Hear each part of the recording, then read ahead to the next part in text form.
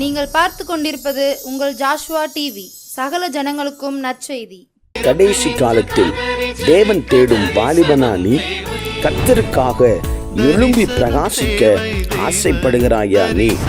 கடைசி காலத்தில் பாவத்தில் விளைவிக்கும் பிசாசின் தந்திரங்களை அழிக்க ஆயத்தப்படுகிற வாலிபனா நீ?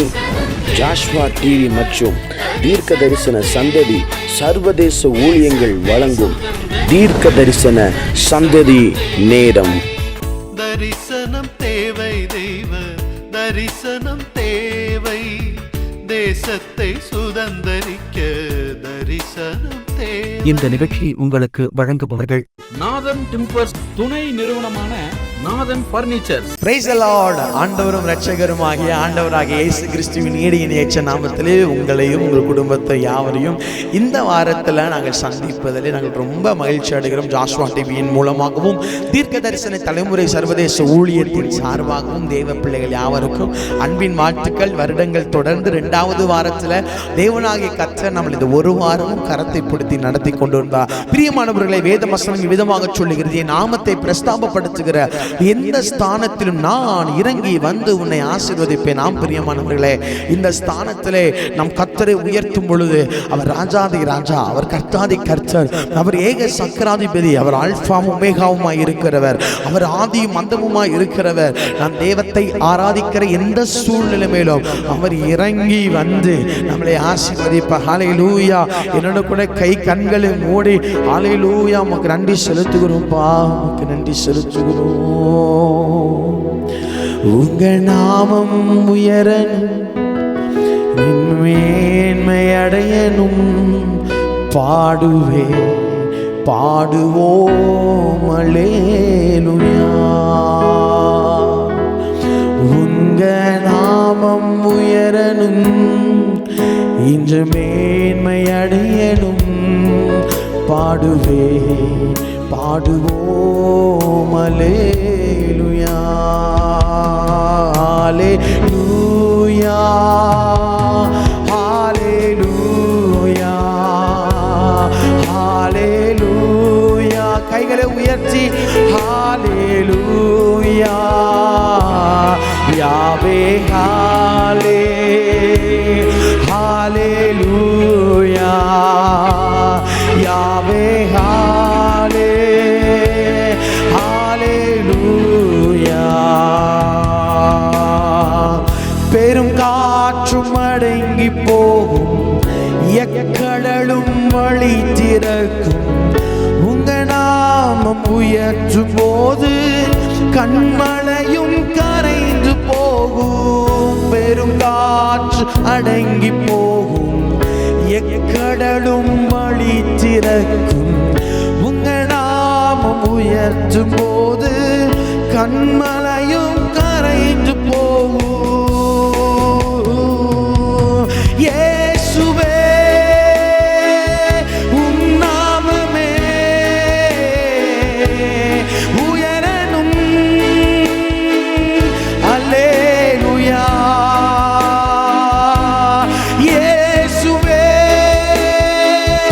உம் நாமமே பெருகணும். அல்லேலூயா. உங்க நாமம் பெருகணும், இன்று மேன்மை அடையணும், பாடுவே பாடுவோம் அல்லேலூயா. உங்க நாமம் உயரணும், இனி மேன்மை அடையணும், பாடுவே பாடுவோம் அல்லேலூயா. சிங்கத்தின் கவியிலும் தீச்சூளை நடுவிலும் உங்க நாமம் உயற்றும் போது சேதங்கள் அணுகிடாது. சிங்கத்தின் கவியிலும் தீச்சூளை நடுவிலும் உங்க நாமம் உயற்றும் போது சேதங்கள் அணுகிடாது. இயேசுவே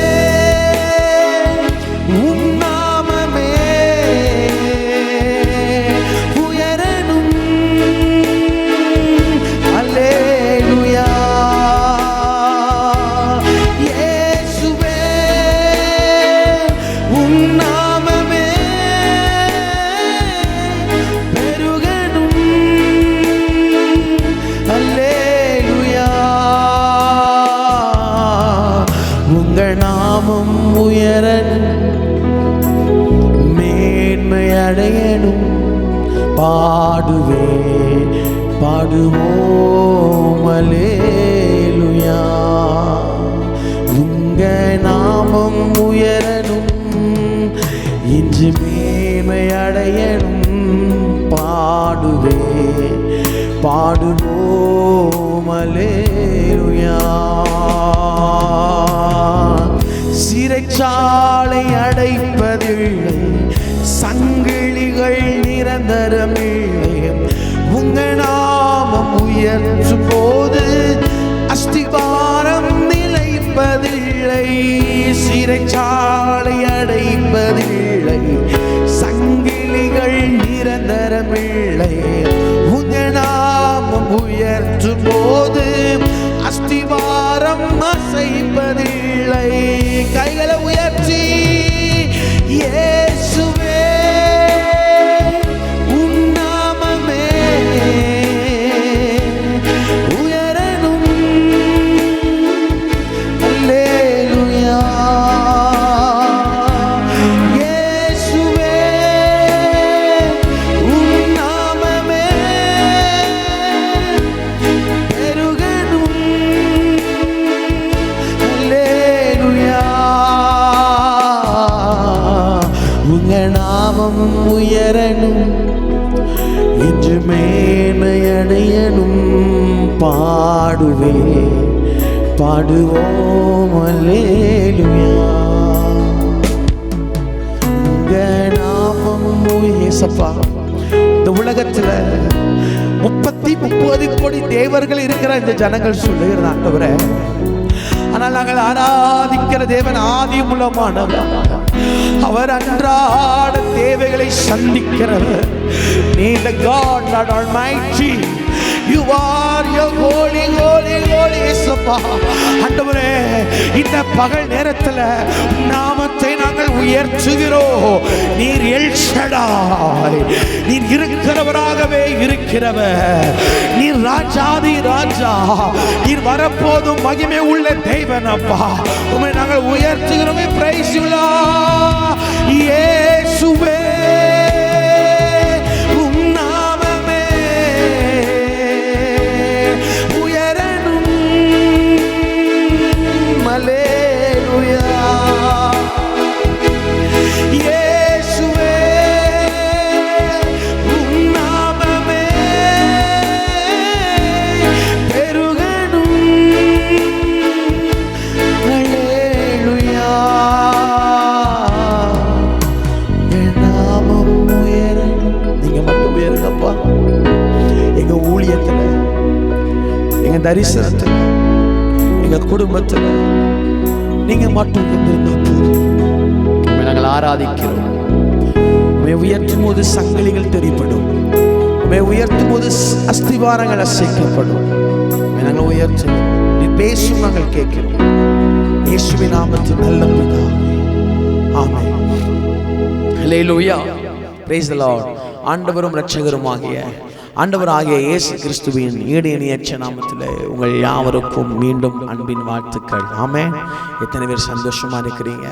இந்த வருஷம் ஆரம்பித்து 2வது இந்த நாட்களுக்குள்ளாய் கர்த்தர் நம்மளை கொண்டு வந்திருக்கிறார். கர்த்தர் நம்மளை நடத்துகிறார். அவர் நம்மளை பாதுகாப்பார். ஒரு ஆமென் சொல்லுங்களேன். ஒரு அல்லேலூயா சொல்லுங்களேன். வேத வசனம் விதமாக சொல்லுகிறது. மத்தேயுவின் புஸ்தகம் 24வது அதிகாரம் 4வது வசனத்தில் தொடர்ந்து நாம் தியானிக்கிறோம். இயேசு விதமாக சொல்லுகிறார். இயேசப்பா அவர்களுக்கு பிரதியுத்தரமாக, ஒருவனும் வஞ்சியாதபடிக்கு எச்சரிக்கையாயிருங்கள். உன்னை ஒருவனும் வஞ்சியாதபடி எச்சரிக்கையாயிரு என்று இயேசு சொன்னார். அப்போ வஞ்சிக்கப்படுதலின் வகைகள் போன வாரத்தில் நாம் தியானித்தோம். நம்மை நாமே, அதாவது உங்களுக்கு புரியும்படி சொல்ல முடியும்னு சொன்னா, தன்னை தானே வஞ்சித்துக் கொள்ளுதல். தன்னை தானே வஞ்சித்துக் கொள்ளுதல். நான் நல்லா இருக்கிறேன், நான் பாவி கிடையாது, நான் பரிசுத்தமா இருக்கிறேன், நான் ஒழுங்கா தான் இருக்கிறேன், எனக்கு தெரியும், எனக்கும் என் தேவனுக்கு தெரிஞ்சா போதும், ஆச்சா ஊச்சான் பேசுறேன், இப்படி பண்ணுகிறவர்கள் தன்னைத்தானே வஞ்சிக்கிறார்கள் என்று நாம் பார்த்தோம். இரண்டாவது வஞ்சிக்கப்படுதலின் இரண்டாவது வகை என்ன தெரியுமா? என்னோடு கூட திருப்பிக் கொள்ளுங்கள். 2 கொரிந்தியரின் புஸ்தகம் 11வது அதிகாரம் 3வது வசனத்தை நாம் வாசிப்போம். 2 கொரிந்தியரின் புஸ்தகம் 11வது அதிகாரம் 3வது வசனம் நான் வாசிக்கிறேன், நீங்கள் கேளுங்கள். சீமோனின் குமாரனை ஆகிய யூதாஸ் காரியோத்து அவரை காட்டிக் கொடுக்கும்படி பிசாசானவன் அவன் இருதயத்தை தூண்டின பின்னே அவன் போஜனம் பண்ணி கொண்டிருக்கையில். அல்லேலூயா. அப்போ இந்த நான் இப்ப வாசிச்ச பாருங்க, இந்த சீமோனின் குமாரனாக யூதாஸ் காரியோத்து, இந்த வசனம் எதுல சொல்லப்பட்டிருக்குது அப்படின்னா, யோவானின் புஸ்தகம் 13வது அதிகாரம் 2வது வசனத்திலே சொல்லப்பட்டிருக்கிறது. எனக்கு பிரியமான தேவனுடைய ஜனமே, நாம் ஆராதிக்கிற தேவன் நம்மளை சத்துருவின் கரத்திலிருந்து தப்புவிக்கிற தேவன். எத்தனை பேர் இதை ஒரு ஆமேன் சொல்றீங்க? அல்லேலூயா. நாம் ஆராதிக்கிற தேவன் நம்மளை பத்திரமாய் நடத்துகிறார். நான் ஏற்கனவே சொன்னது போல நீங்கள் பார்ப்பீர்கள் என்று சொன்னார். இந்த பிசாசானவன் ஏதேன் தோட்டத்திலிருந்து எப்படி ஜனத்தை வஞ்சிக்கலாம், எப்படி ஜனத்தின் இரத்தத்தை உறிஞ்சலாம் என்று அலைந்து கொண்டிருக்கிறார். நான் மீண்டும் சொன்னேன், 2 கொரிந்தியரின் புஸ்தகம் 11வது அதிகாரம் 3வது வசனத்தை நீங்க பார்த்தீங்கன்னா, வசனம் சொல்கிறது, ஆகிலும் சர்ப்பமானது தன்னுடைய தந்திரத்தினாலே ஏவாளை வஞ்சித்தது போல உங்கள் மனது கிறிஸ்துவை பற்றிய உண்மை நின்று விலகும்படி கெட்டு போவோமோ என்று நான் பயந்திருக்கிறேன். வசனம் சொல்கிறது, சர்ப்பமானது தன்னுடைய தந்திரத்தினாலே ஏவாளை வஞ்சித்தது. அப்போ முதலாவது வாரத்தில் நாம் பார்த்தோம், ஒரு தேவ பிள்ளை எப்படி வஞ்சிக்கப்படுகிறான், தன்னைத்தானே வஞ்சித்துக் கொள்ளுதல். இரண்டாவது சாயங்கால நேரத்தில் கூட நாம் கர்த்தருடைய வார்த்தையை கேட்கிறோம். தன்னைத்தானே வஞ்சித்தல் போன வாரம். இந்த வாரம் பிசாசினால் வஞ்சிக்கப்படுதல். கொரிந்தியரின் புஸ்தகம் 2 கொரிந்தியரின் புஸ்தகம் 11வது அதிகாரம் 3வது வசனத்தை பவுல் நிமித்தமாய் பொறுத்து பண்ணதற்கு ஆவியானுடைய பலத்தோடு அவர்களுக்கு நிருபத்தை எழுதும்போது சொல்லுகிறார், சர்ப்பமானது தன்னுடைய தந்திரத்தினாலே ஏவாளை வஞ்சித்தது. இந்த சத்தத்தை கேட்டுக்கொண்டிருக்கிற தேவ ஜனமே, அன்றைக்கு ஏதேன் தோட்டத்திலே சத்துருவின் முதல் ஊழியம் என தெரியுமா? ஜனத்தை தேவனை விட்டு பிரிப்பது, ஜனத்தை தேவ பிரசன்னத்தை விட்டு பிரிப்பது, ஜனத்தை தேவ மகிமை விட்டு பிரிப்பது. அன்றைக்கு ஊழியத்தை தொடங்கின, ஏதேன் தோட்டத்திலே ஊழியத்தை தொடங்கின சத்துரு இன்றைக்கும் தன்னுடைய ஊழியத்தை செய்து கொண்டிருக்கிறார். சத்துருவானவன் எப்படியாவது நம்மளை வஞ்சிக்க வேண்டும், எப்படியாவது தேவ சமூகத்தை விட்டு வெளியே கொண்டு வர வேண்டும், எப்படியாவது தேவ பிரசன்னத்தை விட்டு நம்ம வெளியே கொண்டு வர வேண்டும் என்று சொல்லி அவன் தீவிரமாக இருக்கிறான். அவன் தீவிரமாக திட்டம் போடுகிறான். சத்துருக்கள் தீவிரமாகிறார்கள். தேவ பிள்ளைகள் சோம்பேறிகளாய் மாறிக்கொண்டிருக்கிறோம். அன்றைக்கு ஏதேன் தோட்டத்தில் துவங்கின அவனுடைய ஊழியம் இன்றைக்கு வரைக்கும் எவனை வஞ்சிக்கலாம், எவனை பிடிக்கலாம், எவனை பாவத்திற்குள் தள்ளலாம், எவனை தேவ பிரசன்னத்தை விட்டு விலகி போகலாம். ஒரு தேவ பிள்ளை வஞ்சிக்கப்பட்டதுக்கு முதல் அடையாளம் என்ன தெரியுமா? அவன் பிசாசினால் வஞ்சிக்கப்பட்டவனாய் இருந்தால் தேவ சமூகத்தை விட்டு விலகி ஓடுவான், தேவ பிரசன்னத்தை விட்டு விலகி ஓடுவான். என்றைக்கு ஆதாமும் ஏவாளும் தேவ பிரசன்னத்தை விட்டு விலகி போனார்களோ அன்றைக்கு அவர்கள் வஞ்சிக்கப்பட்டார்கள். என்றைக்கு பிசாசு ஏவாளை வஞ்சித்தானோ அன்றைக்கு ஏவாள் ஆதாமையும் வஞ்சித்தாள். 2 பேரும் தேவனுடைய பிரசன்னத்தை விட்டு இந்த சத்தத்தை கேட்டுக் கொண்டிருக்கிற தேவ பிள்ளையே, ஒருவேளை நீ தேவ சமூகத்தில் தனித்து போராட முடியவில்லையே, தேவ சமூகத்தில் உபவாசிக்க முடியவில்லையே, தேவ சமூகத்தில் மணிக்கணக்கான நேரங்கள் செலவு பண்ண முடியவில்லை என்று சொல்லி நீ வந்து நிற்பாய் என்று சொன்னார். பரிசுத்த ஆவியானவர் சொல்லுகிறார், சத்துருவானவன் முதலாவது வஞ்சித்தால் ஒருவனின் தேவ சமூகத்திற்குள் போக விட மாட்டான். இன்றைக்கு யோசித்து பார்க்கணும். இன்றைக்கு நான் ஊழியம் பண்ணுவது நல்லதுதான், இன்னைக்கு நான் சிறுவர் ஊழியம் பண்ணுவது நல்லதுதான், இன்றைக்கு வாலிபர் ஊழியம் பண்ணுவது நல்லதுதான், இன்னைக்கு இசை ஊழியம் பண்ணுவது நல்லதுதான். ஆண்கள் மத்தியில, கிராமத்தில் பெரியோர் மத்தியில ஊழியம் பண்ணுவது நல்லதுதான். ஆனாலும் தேவனுக்கும் எனக்கும் தொடர்பு இல்லாமல் நான் ஊழியம் செய்வேன் என்று சொன்னார் ஆண்டவர் என்னை பரத்திலிருந்து வருகிற பலத்தினால் ஆசீர்வதிக்க முடியாது. ஊழியத்தை யார் வேண்டுமானாலும் செய்யலாம், ஆனால் தாக்கத்தை எல்லாராலும் ஏற்படுத்த முடியாது.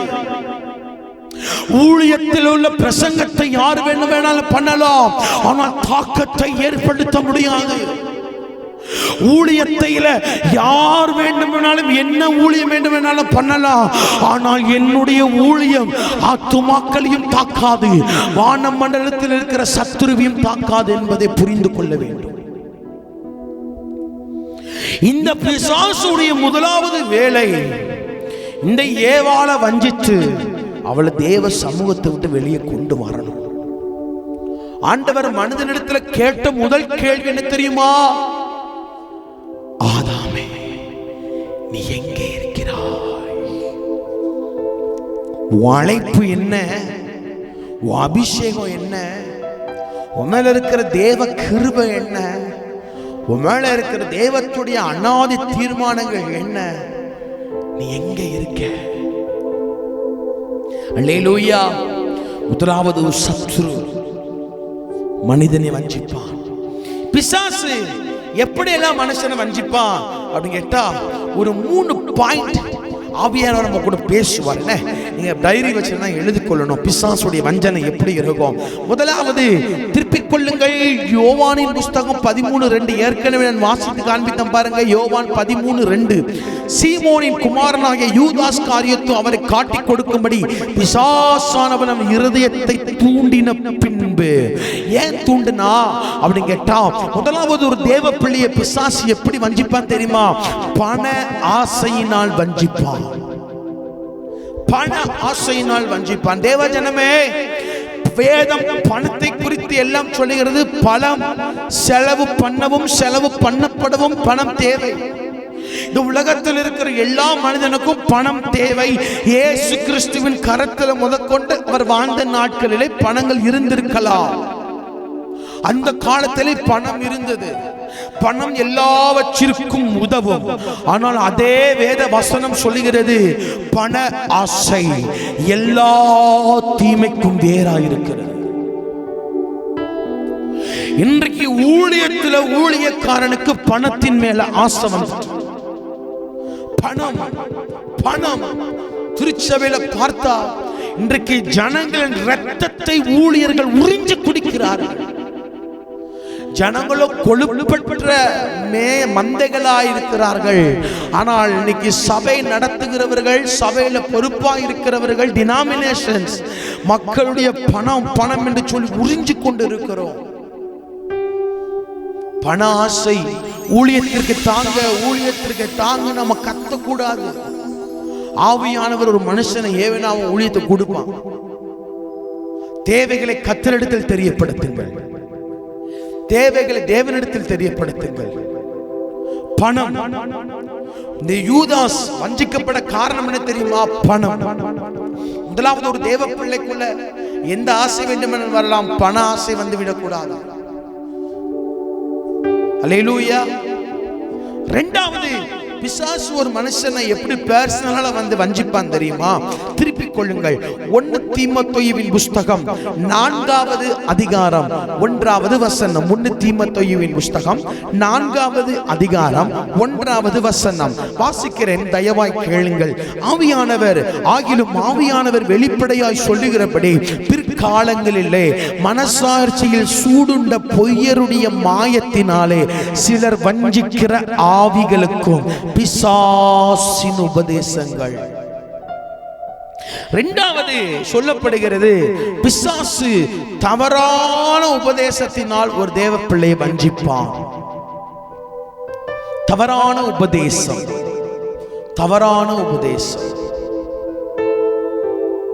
தேவ ஜனமே, இன்றைக்கு இந்த வேதம் சொல்லப்படுகிற சிலர் வஞ்சிக்கிற ஆவிகளுக்கும் பிசாசுகளின் உபதேசங்கள், வேதத்திற்கு புறம்பாக இருக்கிற சத்தியங்கள், வேதத்திற்கு புறம்பாக இருக்கிற சுவிசேஷங்கள், வேதத்திற்கு புறம்பாக இருக்கிற உபதேசங்கள், இவைகளை குறித்து வேதத்தில் ஆவியானவர் வெளிப்படையாய் சொல்லுகிறார். இவைகள் பிசாசின் உபதேசங்கள். இவைகள் பிசாசின் உபதேசங்கள். பொய்யர் தன்னுடைய மனசாட்சி சூடுண்டவர்கள், தன்னுடைய மனசாட்சி சூடுண்ட பொய்யர்கள் மூலமாக பிசாசு இந்த உபதேசத்தை வெளியே கொண்டு வருவார்.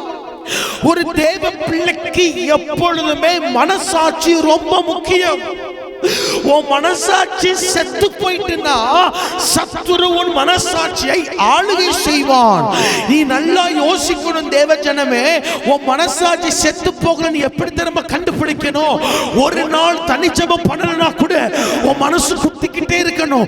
இன்னைக்கு நீ ஜெபிக்கலையே, இன்னைக்கு நீ வேதத்தை வாசிக்கலையே, இன்னைக்கு நீ ஆராதிக்கலையே, இன்னைக்கு ஆண்டவருடைய நேரத்தில் டைம் ஸ்பெண்ட் பண்ணலன்னு உங்கள் மனசாட்சி குத்தி கொண்டே இருக்கும் என்று சொன்னால் நீ மனசாட்சியில் உயிரோடு இருக்கிறாய். உன் மூலமாய் உன் வாயின் வார்த்தையிலிருந்து தெய்வத்துடைய சத்தியம் அதிகாரத்தோடும் தீர்க்கமாகவும் வல்லமையாகவும் வெளிப்படும். அல்லது ஒருவேளை உனக்கு நான் ஒரு நாள் ஃபுல்லா ஜெபிக்கலன்னு உனக்கு அந்த கஷ்டம் இல்லாம நீ பல வருஷம் ஜெபிக்காமையே உன் வாழ்க்கையை நீங்கள் ஓட்டிக்கொண்டு இருப்பீர்கள் என்று சொன்னால், பல வருடங்கள் வேதத்தை தியானிக்காமலேயே உங்கள் வாழ்க்கையை நீங்கள் ஓட்டிக்கொண்டு இருப்பீர்கள் என்று சொன்னால், சத்துரு உங்கள் மனசாட்சியை ஆளுகை செய்வான். அவன் கேட்பான், ஏன் ஆண்டவர் ஒரு நிமிஷம் ஜெபம் பண்ண ஜெபத்தை கேட்க மாட்டாரா? ஏன் ஆண்டவர் 2 நிமிஷம் ஜெபம் பண்ண ஜெபத்தை கேட்க மாட்டாரா? நீ எவ்வளவு வேலையில பிஸியா இருக்கிற? தேவ ஜனமே நல்லா புரியணும். 1 மணி நேரமாவது விழித்திருக்கணும். இந்த மனசாட்சி நமக்கு தேவை. சிம்சோனுக்கு அடிக்கடி ஆண்டவர் எச்சரிப்பை கொடுத்தார். சிம்சோன் மனசாட்சியில் சூடுண்டவனாய் இருந்தான். ஒரு பெண்ணின் மூலமாய் பிசாசினால் வஞ்சிக்கப்பட்டு போனான். மனசாட்சி எப்படி இருக்குது? இன்னைக்கு நீங்க ஜெபிக்கல தானே? இன்னைக்கு நீங்க காலையில எழுந்திரிச்சு ஜெபிக்கல தானே? ஆண்டவர் உங்ககிட்ட பேசுற மனசாட்சி சொன்னதா, ஜெபிக்காம எதுவும் பண்ணாதடா, ஜெபிக்காம எங்கேயும் ஊழியத்துக்கு போவாதடா, ஜெபிக்காம வேதத்துல உட்காராதடா, ஜெபிக்காம மனசாட்சி சொல்லிச்சா? மனசாட்சி மேல கவனம் வைக்கணும். மனசாட்சியில் சூடுண்ட பொய்யருடைய சத்தியம் பிசாசுடைய உபதேசம். அல்லேலூயா. தேவ சமூகத்தை விவாகரத்து பண்ணிட்டு யோசிச்சு பார்த்தீங்களா? எத்தனை நாள் ஆண்டவர் நீ இப்படி இருக்கிற, நீ ஒழுங்கா தான் ஜெபிக்கிற கிடையாது. நீ முந்தி உன் வீட்டில் யாரோ ஆஸ்பத்திரியில் இருக்கும்போது, உன் வீட்டில் யாரோ மரண படுக்கையில் இருக்கும்போது என்கிட்ட ஜெபம் பண்ண, நல்லா ஒரு மாதிரி ஐக்கியமாக இருந்த. நானும் உன் ஜெபத்தை கேட்டு உன் குடும்பத்தில் நிறைய காரியத்தை செஞ்சேன். நானும் உன் ஜெபத்தை கேட்டு உன் குடும்பத்தில் ஒரு சிலருக்கு உசுரை கூட்டி கொடுத்தேன். நானும் உன் ஜெபத்தை கேட்டு ஒரு சில கடன் பிரச்சனையை முடிச்சு வச்சேன். ஆனால் உனக்கு நான் எல்லாம் செஞ்ச உடனே நீ என்கிட்ட கூட பேசாம நீ போறியப்பா. தங்கச்சி, நீ டாக்டருக்கு படிக்கலாம். தங்கச்சி, தம்பி, நீ எவ்வளோ பெரிய பாஸ்டருடைய பையனாக இருக்கலாம். பாஸ்டர், இங்கே 5000 மக்கள் இருக்கிற திருச்சபைக்கு கனமான ஊழியத்தை நீங்கள் செய்யலாம். அண்ணே, நீ தெரு தெருவா கிராமம் கிராமமாக போய் தேவ சனத்தை சந்தித்து ஆடுகளை சர்ச்சுக்குள்ளே சேர்க்கலாம். ஆனால் உங்கள் மனசாட்சி செத்து இருக்குமே என்று சொன்னால் ஆவியானவர் உங்கள் இருதயத்தில் பேச முடியாது. ஊழியம் 2வது, தேவ சமூகம் ஃபர்ஸ்ட். எல்லாமே 2வது, தேவ சமூகம் ஃபர்ஸ்ட். நம்மளுடைய மனசாட்சியில சூடுண்ட பொய்யராக இருக்கும்போது வஞ்சிக்கிற ஆவி நமக்குள்ள வந்துவிடும். பிசாசின் உபதேசத்தை நம்ம பண்ண ஆரம்பிப்போம். அவன் முதலாவது ஒரு பிசாசு ஒரு தேவ பிள்ளை எப்படி வஞ்சிப்பான்? பண ஆசையை கொண்டு வந்து வஞ்சிப்பான். கேயாசிக்கு பண ஆசை, பொருளாசை கொண்டு வந்து வஞ்சிச்சிட்டான். பழைய புதிய ஏற்பாட்டில் யூதாஸ் காரியத்துக்கு பண ஆசை கொண்டு வந்து வஞ்சிச்சிட்டான். 3வது ஒரு ரெண்டாவது ஒரு தேவ பிள்ளைய பிசாசு எப்படி வஞ்சிப்பான்? மனசாட்சி சூடுண்ட பொய்யருடைய மாயையான உபதேசம், தவறான உபதேசத்தை கொண்டு வந்து நம்மளை வஞ்சிப்பான். 3வது பிசாசு ஒரு தேவ பிள்ளை எப்படி வஞ்சிப்பான் தெரியுமா? என்னோட கூட திருப்பிக் கொள்ளுங்கள். 2 தெசலோனிக்கேயரின் புஸ்தகம் 2வது அதிகாரம் வசனம் 9-10. 2 தெசலோனிக்கேயரின் புஸ்தகம் 2வது அதிகாரம் வசனம் 9-10 நான் வாசிக்கிறேன், கேளுங்கள். அந்த அக்கிரமக்காரனுடைய வருகை சாத்தானுடைய செயலின்படி சகல வல்லமையோடும் அடையாளங்களோடும் பொய்யான அற்புதங்களோடும் கெட்டு போகிறவர்களுக்குள்ளே அநீதியினால் உண்டாகும் சகலவில வஞ்சகத்தோடும் இருக்கும். ரட்சிக்கப்படத்தக்கதாய் சத்தியத்தின் மேலுள்ள அன்பை அவர்கள் அங்கீகரியாமல் போனபடியினால் அப்படி நடக்கும். அப்போ 3வது, பிசாசு ஒரு தேவ பிள்ளை எப்படி வஞ்சிப்பான் அப்படின்னு சொன்னா, பிசாசு பொய்யான அற்புதங்களினாலும் பொய்யான அடையாளங்களினாலும் வஞ்சிப்பான். வசனம் சொல்லுகிறது, சாத்தானுடைய செயலின்படி சகல வல்லமையிலும் சகல அடையாளங்களோடும் பொய்யான அற்புதங்களோடும் சாத்தானின் செய்கைகளின்படி. அப்போ ஒரு கிறிஸ்தவ பிள்ளை, ஒரு கர்த்தருடைய பிள்ளை, அபிஷேகத்தை பெற்றுக்கொண்ட ஒரு தேவ பிள்ளை புரிந்து கொள்ள வேண்டும், பிசாசும் அற்புதங்களை செய்வான். பிசாசுக்கும் வல்லமைகள் உண்டு. பிசாசு செய்கிற வல்லமை, பிசாசு செய்கிற அற்புதங்கள், பிசாசு செய்கிற அடையாளங்களை குறித்து வேதம் சொல்கிறது, அவைகள் பொய்யான அற்புதங்களோடும். தேவஜனமே, அந்தி கிறிஸ்து, இந்த சத்துரு நம்மளை வஞ்சிக்கும் பொழுது அந்த அவங்க மூலமா வல்லமை நடக்குது. அவங்க என்னதான் பிரசங்கம் பண்ணாலும் தப்பா வேதத்தின்படி பிரசங்கம் பண்றாங்க நிறைய பேர் சொல்றாங்க. அவங்க ஸ்டேஜில் ஆடுறாங்க, விசில் அடிக்கிறாங்க, இப்படிலாம் நிறைய பேர் சொன்னாலும் பிரதர், அந்த பாஸ்டர் மூலமா அற்புதம் நடக்கல, அந்த பாஸ்டர் மூலமா வல்லமை வெளிப்படுதில்ல, அந்த பாஸ்டர் மூலமா அடையாளங்கள் நடக்குதில்ல. ஆண்டவர் சொல்லுகிறார், சத்தியத்தில் இல்லாதபடி ஒரு பொய்யான உபதேசத்தை பண்ணி அன்புகளை அங்கீகரிக்காமல் போய் அவன் மூலமாய் அற்புதங்களும் அடையாளங்களும் வல்லமைகளும் தீர்க்கமான வார்த்தையும் வெளிப்படும் என்று சொன்னார். அவைகள் பிசாசுக்குண்டான வார்த்தை, அவைகள் பிசாசு செய்கிற அற்புதங்கள், அவைகள் பிசாசுகள் செய்கிற காரியம். மாயையான அற்புதங்களை கொண்டு சத்துரு நம்மளை வஞ்சிப்பான்.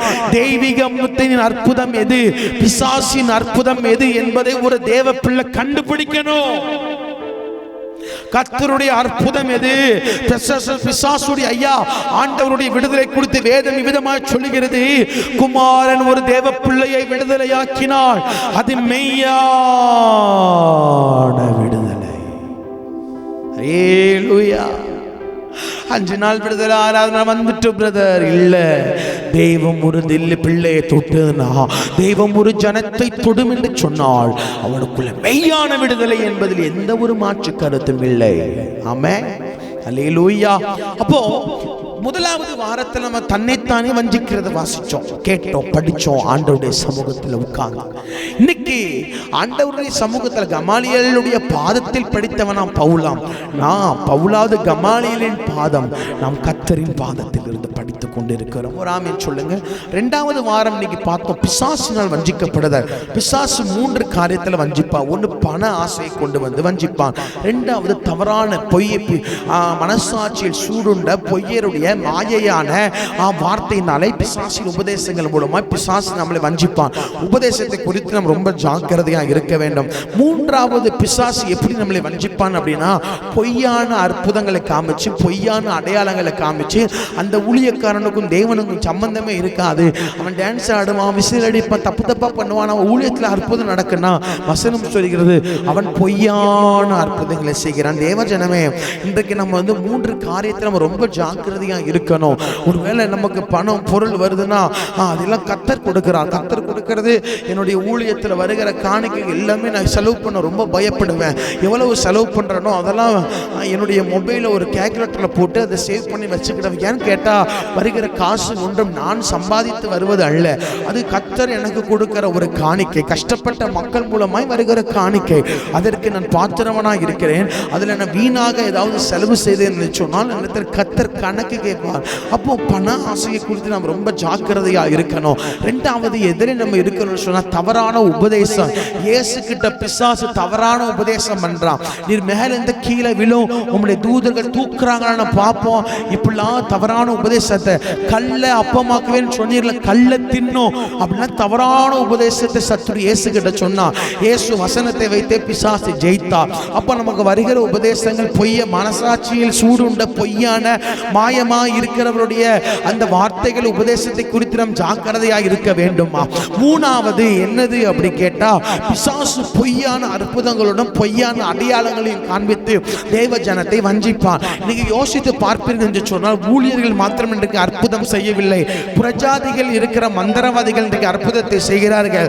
புறஜாதியில் இருக்கிற நண்பர்களுடைய எல்லா மதத்திலும் அற்புதங்கள் நடக்கிறது. ஆனால் தேவ ஜனமே, ஆண்டவர் சொல்லுகிறார், தெய்வீக சுகத்திற்கும் தெய்வீக அல்லாத சுகத்திற்கும் நீ வித்தியாசத்தை கண்டுபிடித்தார். சத்துரு உன்னையும் வஞ்சிக்க முடியாது, உன் குடும்பத்தையும் வஞ்சிக்க முடியாது, உன் ஊழியத்தையும் வஞ்சிக்க முடியாது, உன் தரிசனத்தையும் வஞ்சிக்க முடியாது, உன் மாவட்டத்தையும் வஞ்சிக்க முடியாது, தமிழ்நாட்டையும் வஞ்சிக்க முடியாது, இந்தியாவையும் வஞ்சிக்க முடியாது, இந்த உலகத்தையே வஞ்சிக்க முடியாது.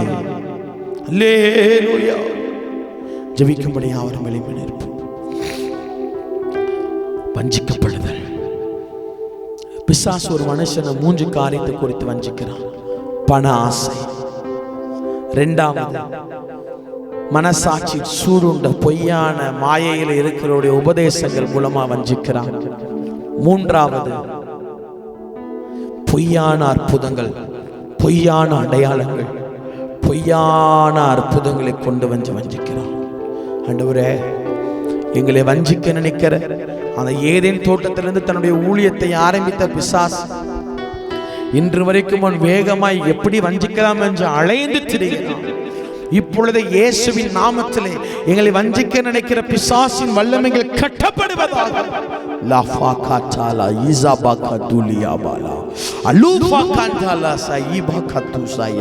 அவருடைய மைய பொல்லாத காரியங்கள் எரிக்கப்படுவதாக. சுவாமி, இந்த இந்த இந்த இந்த ப்ராஃபட்டிக் ஜெனரேஷன் டைம் இந்த ப்ரோக்ராம்ல இணைந்திருக்கிற ஒவ்வொரு குடும்பங்களுக்காக, ஒவ்வொரு பிள்ளைகளுக்காக, அம்மா அப்பாமார் எல்லாத்தையும் நான் ஆசீர்வதிக்கிறேன்.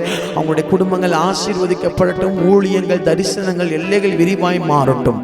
சத்துரு எங்களை வஞ்சியாதபடிக்கு இந்த 3 காரியத்தில் எங்களை எச்சரிக்கையா இருக்க எங்களுக்கு கிருபை தாங்க. நீர் அப்படி கிருபை தரப்போகிற அன்பிற்காக ஸ்தோத்திரம். இயேசுவின் நாமத்தில் ஜெபிக்கிறோம் நல்ல பிதாவே, ஆமென். பிரியமானவர்களே, பிசாசு நம்மளை 3 காரியத்தில் வஞ்சிப்பான். ஒன்று பணத்தின் ஆசையை கொண்டு வந்து வஞ்சிப்பான், இன்னொன்று மனசாட்சியில் சூடுண்ட பொய்யான மாயையில் சிக்கிறவர்களுடைய உபதேசத்தை கொண்டு வஞ்சிப்பான், மூணாவது அற்புதத்தை கண்டு அடையாளத்தை கொண்டு வஞ்சிப்பான். தேவப்பிள்ளையே, அற்புதத்தை கண்டும் அடையாளத்தை கண்டும் ஏமாந்து பிசாசின் ஊழியர்களுக்கு பின்பாய் நாம் செஞ்சு விடக்கூடாது. ஆமென் சொல்லுங்க. கர்த்தர் நம்ம கூட இருப்பார். நம்ம ரொம்ப ஜாக்கிரதையா இருப்போம். கடைசி காலம், கடைசி நிமிடங்கள், கடைசி வினாடி, சீக்கிரம் ஆண்டவர் வரப்போகிறார். அவர் மாறனாதா, அந்த இயேசு சீக்கிரம் வரப்போகிறார். உங்களையும் என்னையும் தம்மோடு சேர்த்து கொண்டு நியாயத்தில் நிறுத்தி வெள்ளாட்டையும் செம்பரையாட்டையும் தனியாக பிரித்து அவர் தம்மை அனுப்ப வேண்டியவர்கள் நரகத்திற்கும் சேர்க்க வேண்டியவர்கள் தம்மோடு ராஜ்யத்தையும் சேர்த்துக் கொள்வார். ஒருவனும் உன் கிரீடத்தை எடுத்துக் கொள்ளாதபடி எச்சரிக்கையாயிரு. கர்த்தருடைய வருகை தாமதிக்கும் என்று சொன்னால் அடுத்த வாரம் நம் ஒருவர் சந்திக்கும் வரைக்கும் கர்த்தருடைய கிருபையும் கர்த்தருடைய இரக்கமும் அவருடைய தயவும் உங்களோடும் என்னோடும் ஜாஷ்வா டிவியோடும் தீர்க்க தரிசன தலைமுறை ஊழியங்களோடும் இருப்பதாக. ஆமேன். God bless you. கர்த்தர் உங்களை ஆசீர்வதிப்பாராக. ஆமேன், ஆமேன், ஆமேன். மாப்பிள்ளை வீட்டுக்காரங்க வந்துட்டாங்க. வாங்க வாங்க வாங்க வாங்க வாங்க.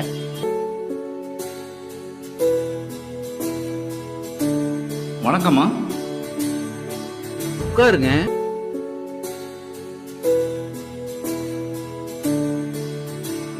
உன்னை கூப்பிட்டு வாமா.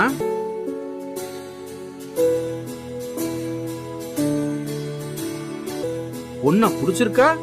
உன்னை பிடிச்சிருக்குது. உங்க பர்னிச்சர்ஸ் ரொம்ப அழகா இருக்குது. அதுவா, எங்க அப்பா காலத்துல இருந்தே வீட்டுக்கு தேவையான ஜன்னல், கதவு எல்லாத்தையுமே கடையாளூர் நாதன் டிம்பர்ஸ்ல தான் வாங்குவோம். இப்போ அவங்களோட புது பர்னிச்சர் ஷோரூம் சங்கரன் கோவில் ரோடு கடையாளூர் மிக பிரம்மாண்டமா ஆரம்பிச்சிருக்காங்க.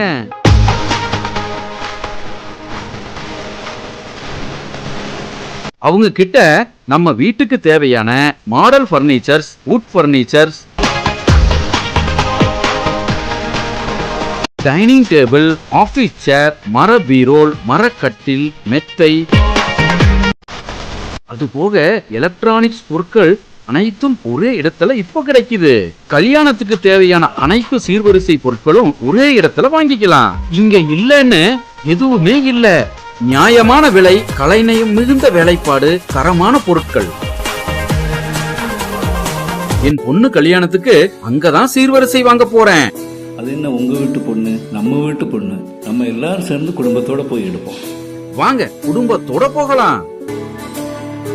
நாதன் டிம்பர்ஸ் துணை நிறுவனமான நாதன் பர்னிச்சர்ஸ், சங்கரன்கோவில் மெயின் ரோடு, கடையாளருட்டி.